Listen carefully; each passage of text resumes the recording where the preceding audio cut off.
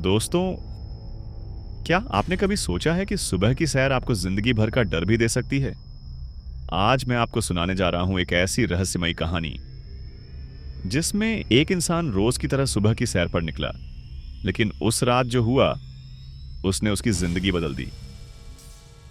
रोज की तरह मैं सुबह 4 बजे उठा और अंधेरे में पार्क की तरफ निकल पड़ा। मेरे घर और पार्क के बीच में एक पुरानी रेलवे लाइन है। उस लाइन को पार करके ही पार्क जाना होता है।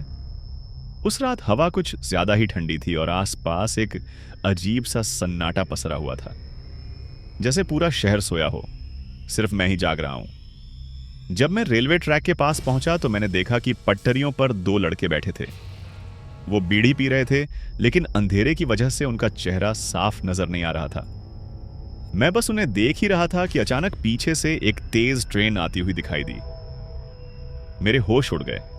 मैं जोर जोर से चिल्लाया, अरे हटो हटो, ट्रेन आ रही है।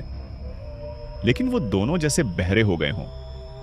मेरी एक भी बात उन्होंने नहीं सुनी और अगले ही पल ट्रेन उन दोनों के ऊपर से गुजर गई। मैं कांप गया। मैंने आंखें बंद कर ली। मुझे लगा अब तो वो दोनों खत्म हो गए। लेकिन जब ट्रेन निकल गई और मैंने देखा तो मेरी रूह कांप उठी। वहां कोई भी नहीं था, ना उनके जिस्म, ना खून, ना बीड़ी का टुकड़ा, कुछ भी नहीं। जैसे वहां कोई था ही नहीं। मेरी सांसें तेज हो गईं, पसीने से मेरा पूरा शरीर भीग गया। मैं डर के मारे अपनी घड़ी देखता हूं और मेरी नसों में खून जम गया। घड़ी में टाइम था रात के सिर्फ 3 बजे, लेकिन मैं तो 4 बजे घर से निकला था। यह कैसे हो सकता है? अचानक मुझे पीछे से हल्की सी हंसी की आवाज सुनाई दी।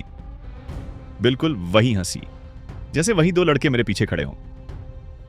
मैंने पलट कर देखा और वहां कोई भी नहीं था। उस रात मैं भागकर वापस घर आ गया और फिर कभी रात के समय रेलवे ट्रैक के पास नहीं गया। अगली सुबह मैंने यह बात अपने एक दोस्त को बताई। उसने शांत चेहरे से कहा, तू अकेला नहीं है, ये सब लोग देखते हैं।